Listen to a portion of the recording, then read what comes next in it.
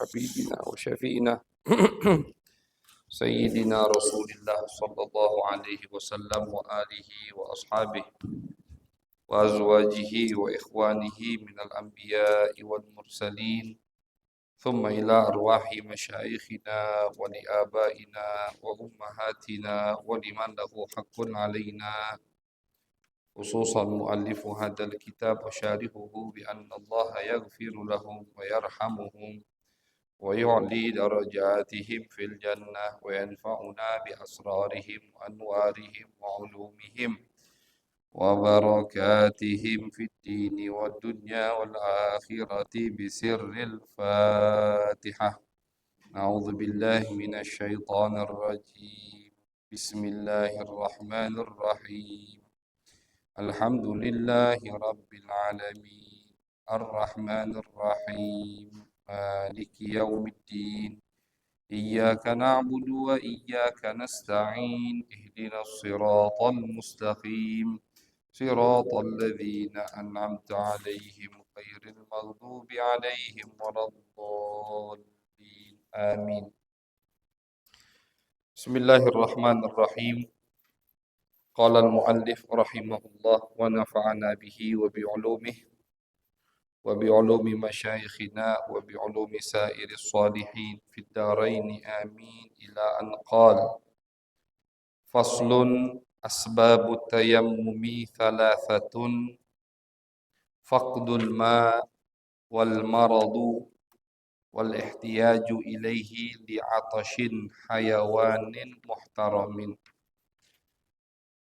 غير المحترم ستة تارك الصلاة والزاني المحصن والمرتد والكافر الحربي والكلب العقور والخنزير.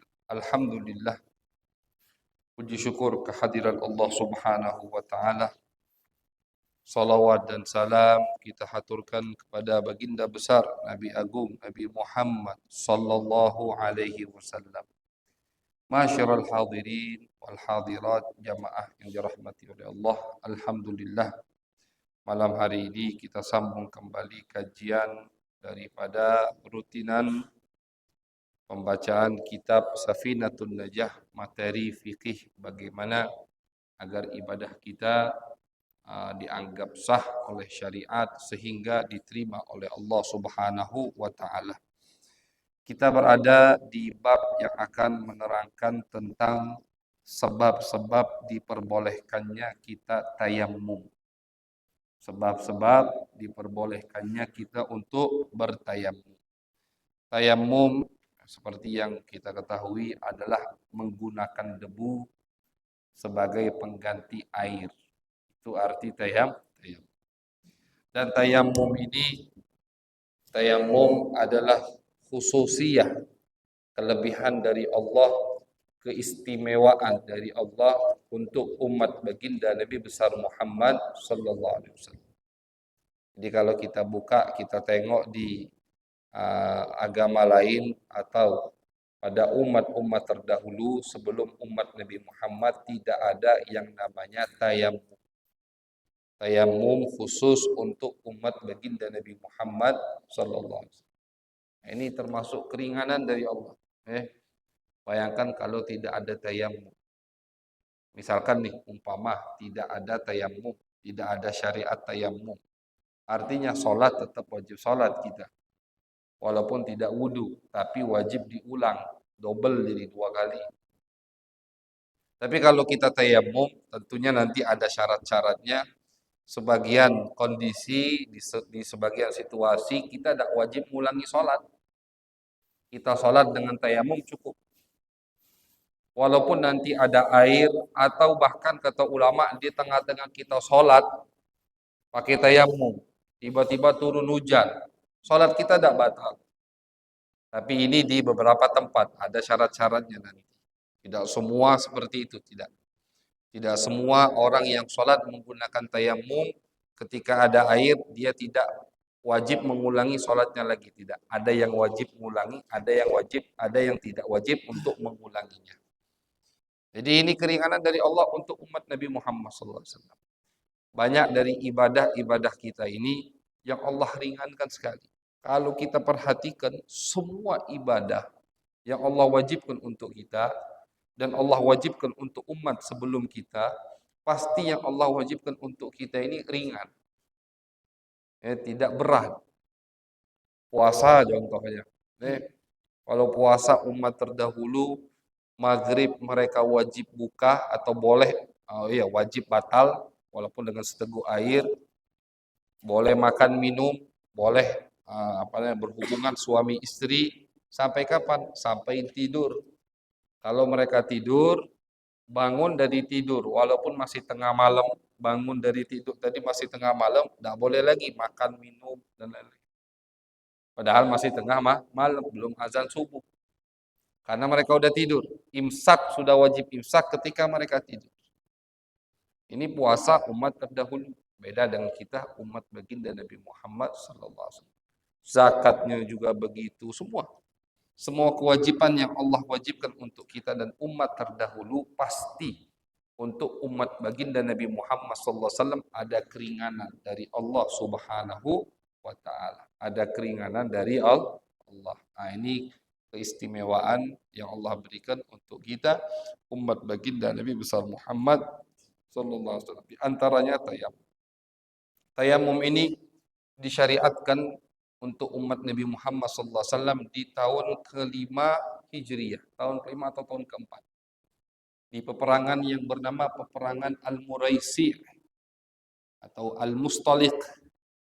Peperangan Banil Mustaliq, peperangan Muraisi. Ini satu peperangan cuman punya dua nama.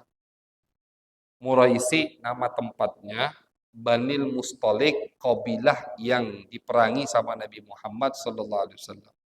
Jadi terkadang ulama sejarah mencatat peperangan Muraisi, nah, berarti yang diinginkan oleh mereka nama tempatnya. Kadang ulama sejarah mencatat peperangan Banil Mustaliq, nah, berarti yang mereka inginkan kelompok yang diperangi oleh baginda Nabi Muhammad sallallahu alaihi wasallam. Dicatat dalam kitab sejarah dan ini diriwayatkan oleh ulama-ulama hadis yang sahih bahwasanya di peperangan Banil Mustaliq baginda Nabi besar Muhammad sallallahu alaihi wasallam membawa istri beliau yang bernama Aisyah. Nabi itu setiap perang keluar dari kota Madinah pasti bawa istrinya. Nah, sama Nabi diundi, tiap nak metu diundi dulu. Nabi tidak zalim. Nabi tidak zalim. Misalkan Aisyah yang paling muda, Aisyah terus yang dibawa sama Nabi, tidak, diundi sama Nabi. Dikocok nama siapa yang keluar, maka dialah yang ikut. Terkadang Ummu Salamah, terkadang Zainab, terkadang kebetulan di peperangan Banil Mustaliq yang keluar namanya Aisyah. Dibawalah sama Nabi Aisyah ke tempat yang bernama Muraisi. Di situ ada kabilah besar, kabilahnya Banil Mustaliq. Mereka ini sudah mengumpulkan pasukan untuk memerangi Nabi Muhammad. Jadi diperangi dulu sama Nabi sebelum mereka merangi Nabi. Dan rata-rata peperangan baginda Nabi Muhammad itu mereka dulu yang mulai. Kalau kita perhatikan dari tahun pertama sampai nanti terakhir, itu rata-rata semua peperangan Nabi bisa kita katakan semuanya penyebabnya itu mereka dulu. Mereka yang mau mengusik Nabi, yang mau mengganggu Nabi, yang mau memerangi Nabi, sampai kabarnya kepada Nabi, Nabi perangi dulu sebelum mereka memulai. Nah, itu baginda Nabi Muhammad SAW. Jadi mata-mata Nabi, intel Nabi itu kuat sekali. Jaringan intelijen Nabi Muhammad sangat kuat. Jadi beliau cepat tahu kalau ada musuh yang ingin memerangi baginda Nabi Muhammad SAW. Singkat cerita, didatangi sama Nabi, diperangi sama Nabi, selesai perang. Peperangan Banil Mustaliq ini termasuk yang terjadi adu senjata. Kalau kita baca di sejarah peperangan Nabi kan ada 27 atau 28 peperangan. Tidak semua 28-nya terjadi adu senjata. Banyak dari 28 ini musuhnya kabur duluan sebelum Nabi datang. Belum Nabi datang, mereka baru dengar Muhammad ingin menyerang mereka, akhirnya kocar-kacir, kabur. Kecuali di 12 atau 13 peperangan yang terjadi betulan adu senjata. Artinya perangnya Di antaranya peperangan Banil Mustalik. Singkat cerita, selesai perang, Nabi menang, ditawan yang masih hidup oleh baginda Nabi Muhammad SAW, pulang ke kota Madinah. Di tengah perjalanan Nabi istirahat. Nabi istirahat. Nah, ketika Nabi istirahat, Siti Aisyah, semua, jadi istri Nabi juga istirahat, pasukan istirahat. Siti Aisyah radhiyallahu taala anha ingin qada'il hajah. Ingin ke kamar mandi. Dulu kan tidak ada toilet, lagi toilet umum nanti. Mereka di kota saja toiletnya ya di tengah gurun pasir gitu. Bikin tempat sendiri. Apalagi di tengah perjalanan. Akhirnya ditemani sama temannya, perempuan juga untuk nyari toilet, tempat sepi toilet. Singkat cerita, setelah dari toilet, Siti Aisyah kehilangan kalungnya. Kalungnya hilang. Kata Siti Aisyah, nah ini kalung dari pemberian ibunya. Kalung pemberian ibunya. Ada riwayat kalung mas kawin dari Nabi Muhammad SAW. Istilahnya kalung ini sangat istimewa sekali. Mungkin nilainya tidak seberapa, tapi kenangannya luar biasa. Akhirnya Siti Aisyah ngelapor ke Nabi. Ngelapor kalungnya hilang. Sama Nabi Muhammad SAW, sahabat diperintahkan untuk mencari kalung Aisyah. Dan pada saat itu mereka lagi kehabisan air. Jadi pas niat mereka itu istirahat, niatnya tidak lama istirahat di tempat itu. Karena bayangkan kalau Nabi bawa 1000 pasukan, 1000 orang di tengah gurun pasir. Belum ontanya, belum kudanya, yang harus diberi minum, butuh banyak air. Makanya Nabi kalau singgah pasti nyari tempat yang sekiranya banyak airnya. Ada sumber air, ada sumur, walaupun sumur tadi punya satu desa, Nabi izin minta air dari sumur tersebut. Nah ini Nabi niatnya hanya sejenak istirahat, tidak lama. Pengen menganjurkan kaki istilahnya. Bukan lama-lama di tempat itu. Tapi gara-gara kalung Siti Aisyah hilang, akhirnya lama istirahat di situ. Sahabat kehabisan air. Kalungnya belum ketemu-ketemu ini. Sahabat kehabisan air, ada yang sampai junub tidak bisa mandi wajib. Artinya kan berarti berapa jam tunggu singgah di situ. Ya tidak ketemu-ketemu.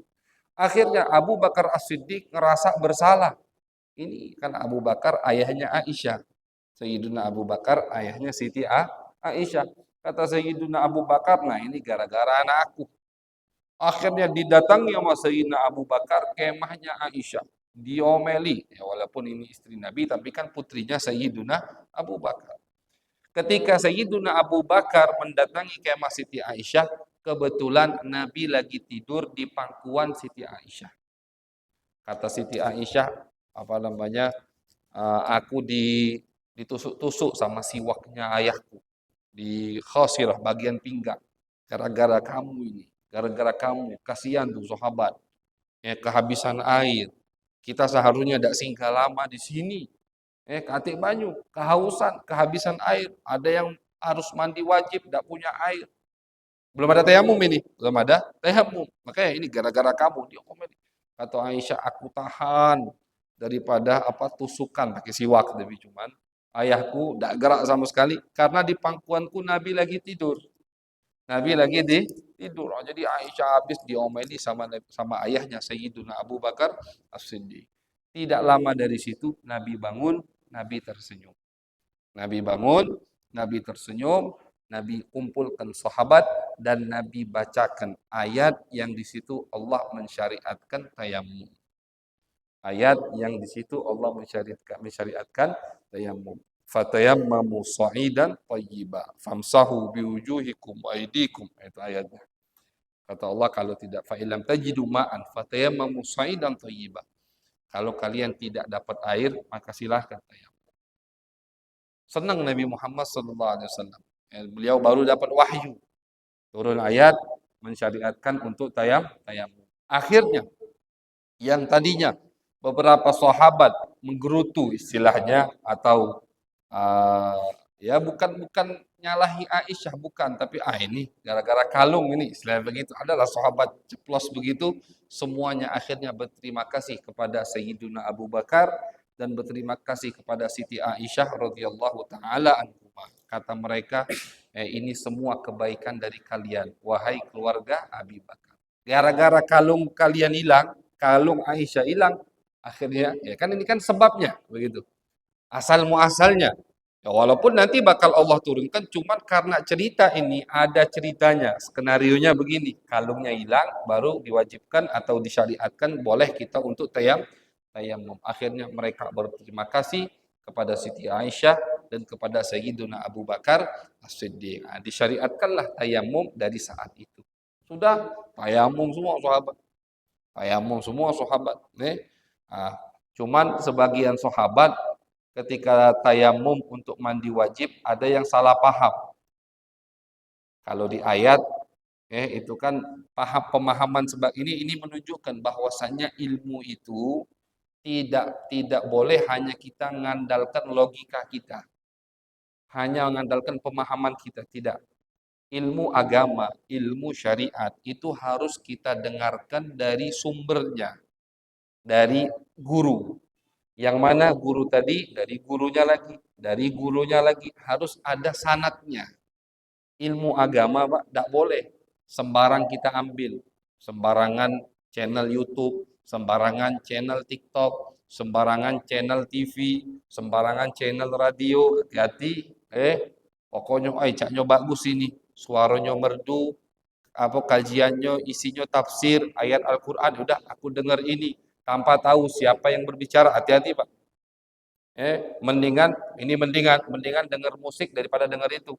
Artinya kita nggak tahu sumbernya benar atau tidak, sesat.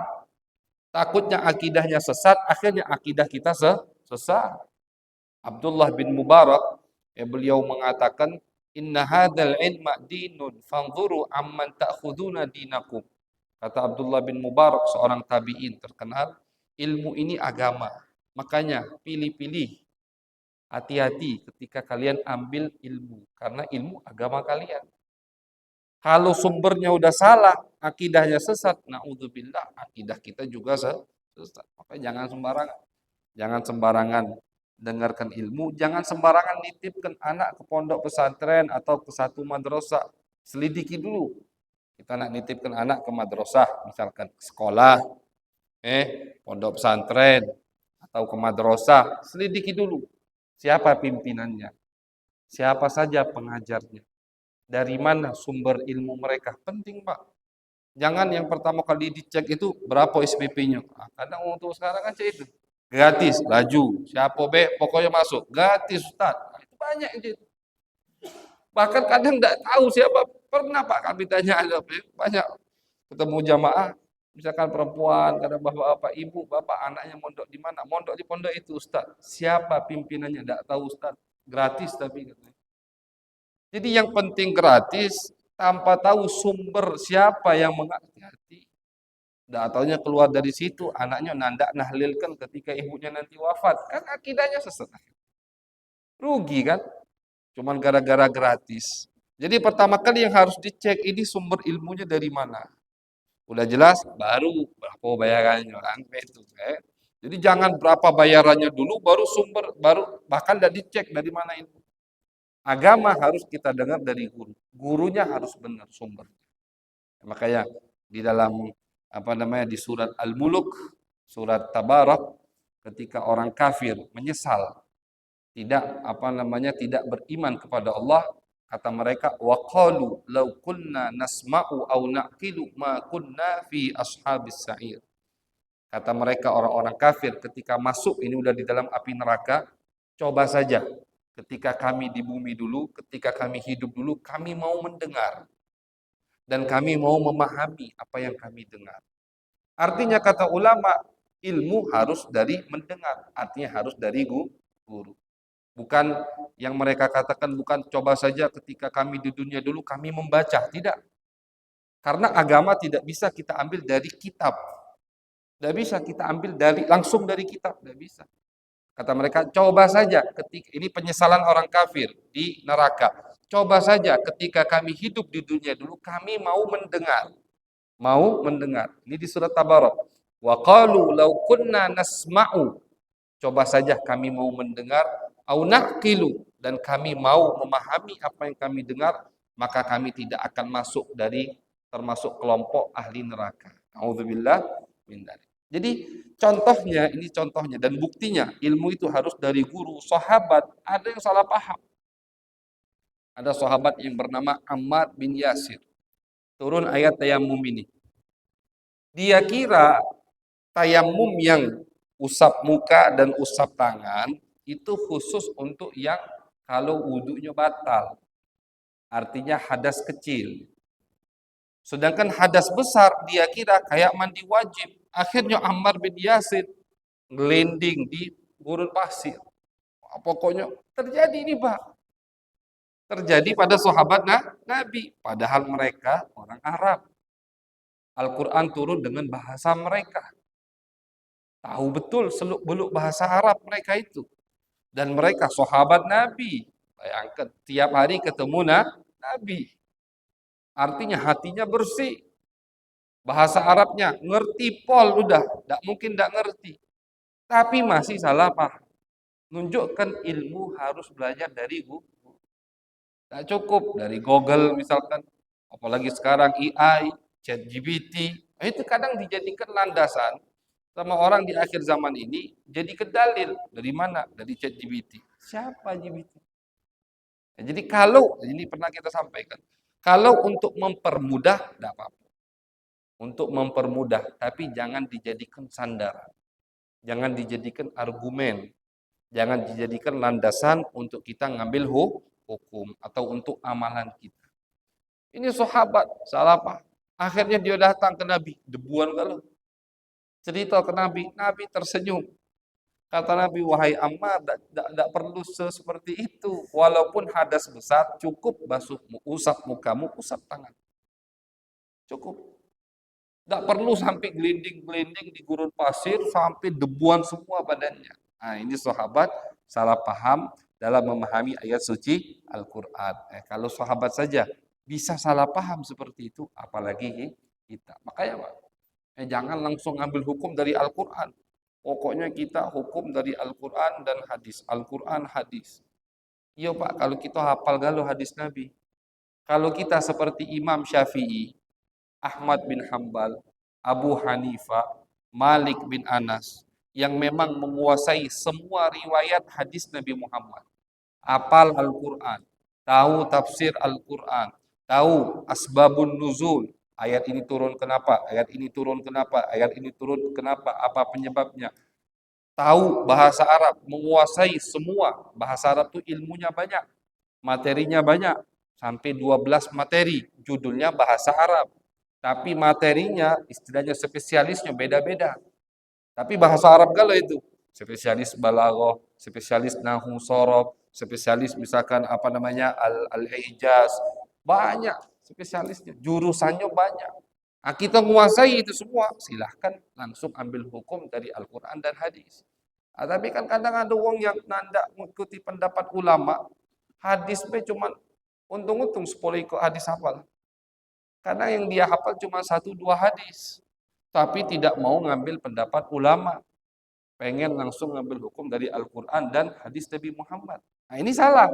Jadi kita tidak menutup kemungkinan atau tidak menutup peluang untuk orang yang hidup di zaman kita sekarang ngambil hukum langsung dari Al-Quran dan hadis, silahkan. Tapi ada syarat-syaratnya. Apa ya tadi? Semua riwayat hadis Nabi harus dihafal. Semua masalah ilmu hadis, perawi-perawi dia tahu. Tahu enggak? Susah Ustaz. Sudah, kalau susah berarti tidak usah ngaku-ngaku pengen langsung ambil hukum dari Al-Quran dan hadis.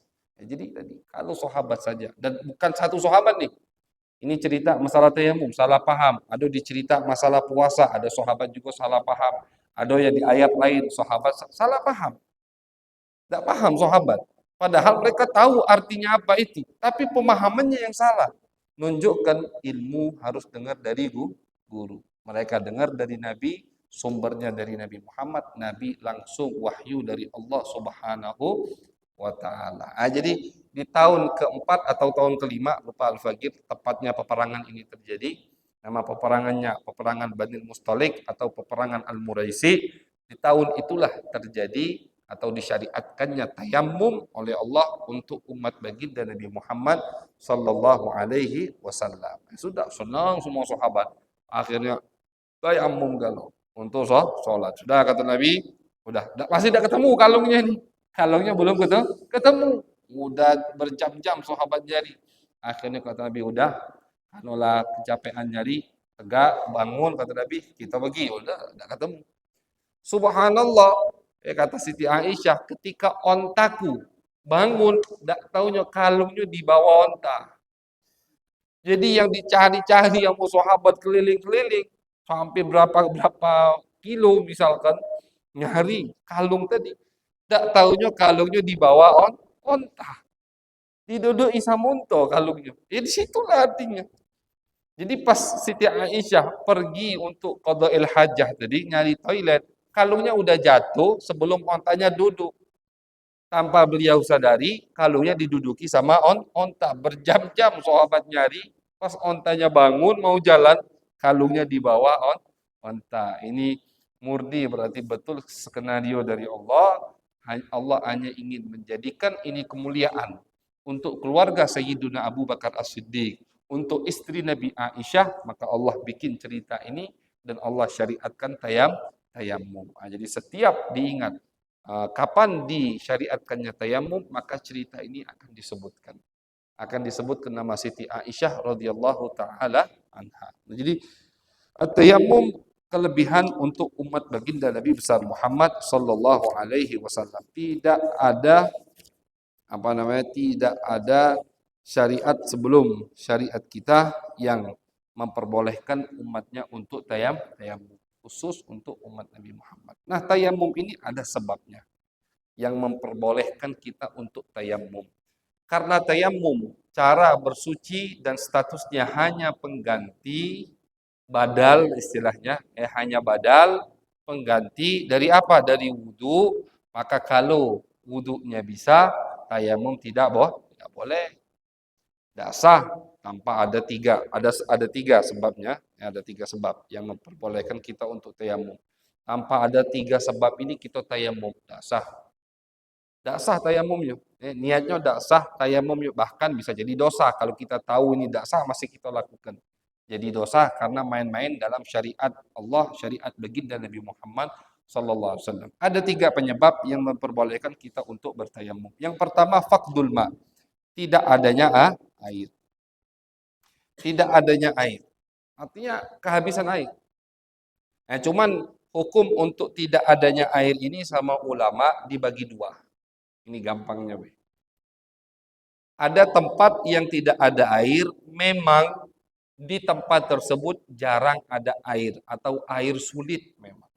Memang air sulit. Tapi selama ini ada air, cuman air sulit, tidak gampang. Seperti di mana ya? Di tengah gurun pasir, di Jazirah Arab, ya, di benua-benua yang banyak padang pasirnya Afrika misalkan. Orang-orang yang tinggal di tengah gurun pasir, itu memang sulit air. Sulit air, Pak. Makanya kalau kita baca hadis baginda Nabi Muhammad, kita baca sunnah Nabi, kita baca sejarah baginda Nabi Muhammad, Nabi itu sangat mewanti-wanti untuk kita mubazir masalah air. Kita sekarang ini nggak masuk kemarau nih, air juga menipis. Makanya air ini nikmat dari Allah, sumber kehidupan air. Wa ja'alna minal ma'i kulla syai'in hayy, kata Allah. Dari airlah kami ciptakan semua kehidupan ini. Sumbernya dari air, Pak. Manusia bisa tidak makan tapi tidak bisa tidak makan tapi tidak bisa tidak minum.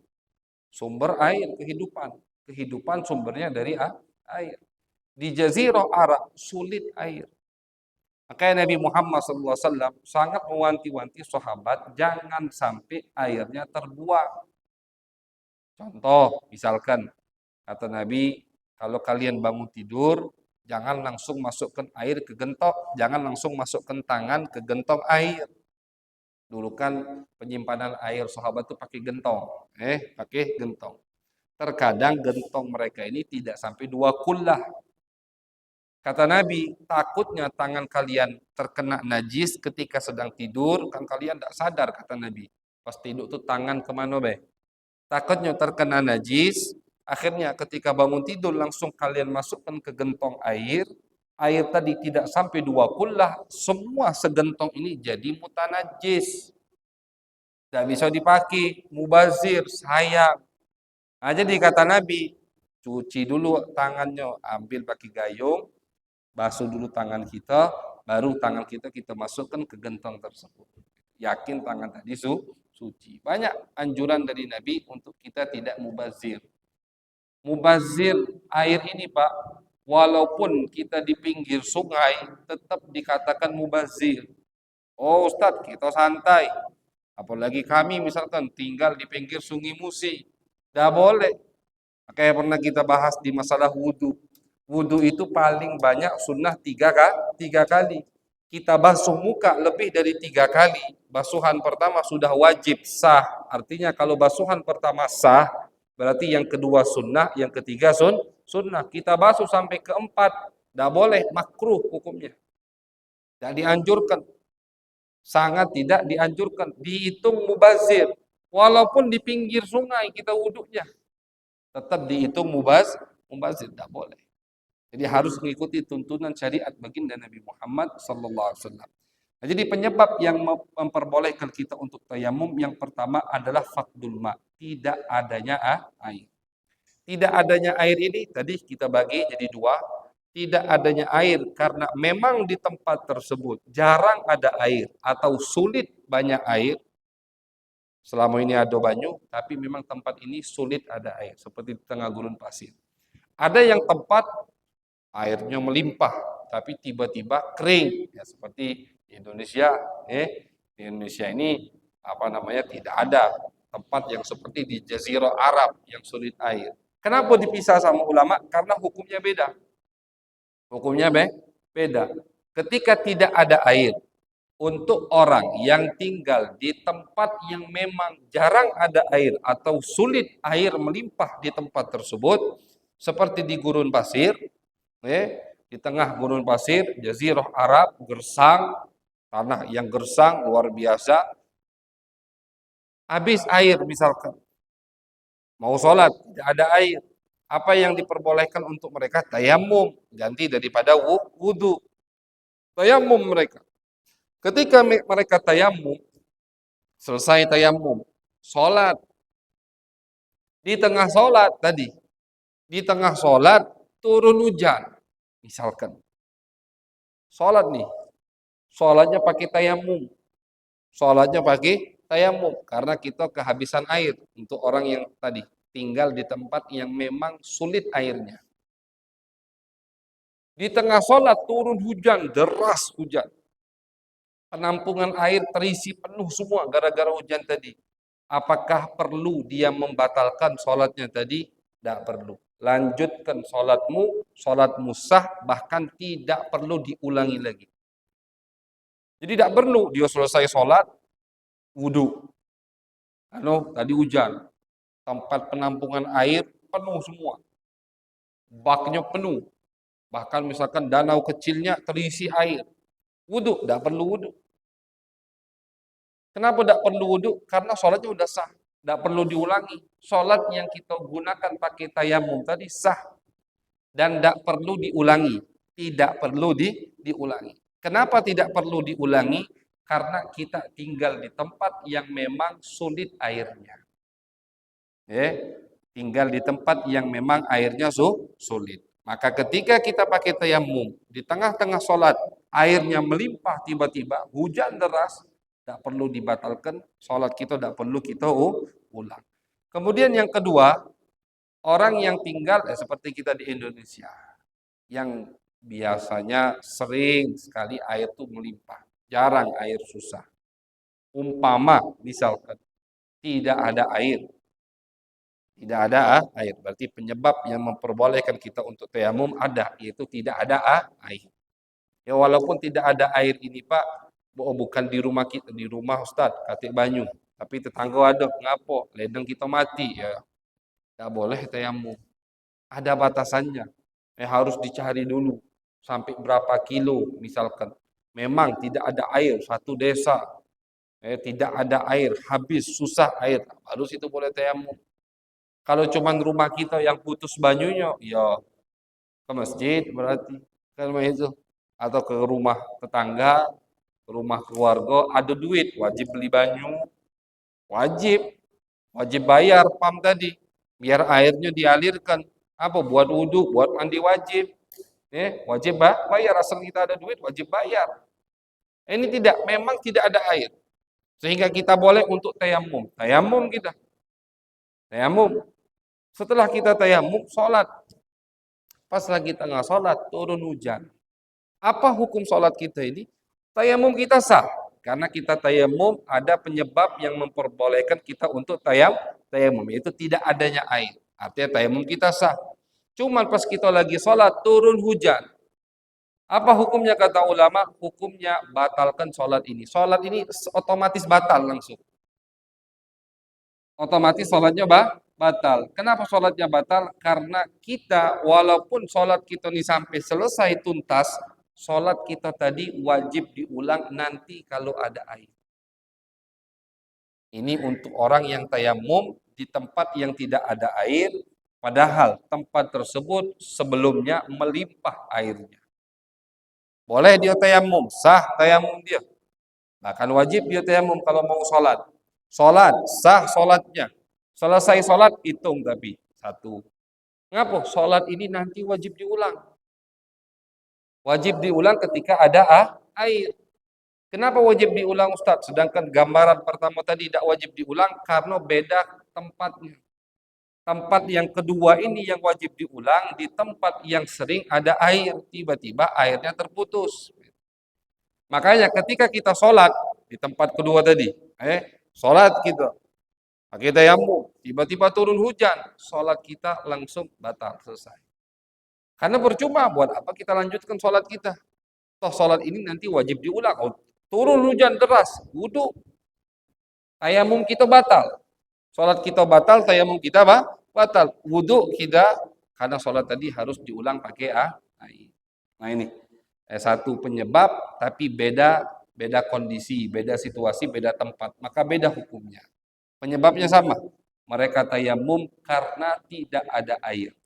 Cuman tempat pertama memang tempat yang sulit ada air, sering tidak ada air, gersang tanahnya misalkan seperti di gurun pasir. Tempat yang kedua tempat yang subur, yang biasanya sumber airnya banyak, tiba-tiba airnya kering. Jadi sebabnya sama. Boleh tayamum, wajib tayamum ketika mau sholat. Sah tayamumnya, sah. Dua-duanya sah tayamumnya. Sholatnya sah, dua-duanya sholatnya sah. Nah, cuman yang di tempat pertama sholatnya tidak wajib dia ulang ketika nanti ada air. Di tempat yang kedua sholatnya wajib dia ulang ketika ada air. Itu penyebab pertama daripada penyebab tayamum, yaitu faqdul ma. Insyaallah penyebab kedua dan penyebab ketiga akan kita kaji di pertemuan yang mendatang. Mudah-mudahan kita dipertemukan dalam keadaan sehat walafiat. Amin ya rabbal alamin. Sallallahu ala sayyidina Muhammadin wa ala alihi wa sahbihi wa baraka wa sallam. Walhamdulillahi rabbil alamin. Bil qabul. Jatuh, ada yang bertanya?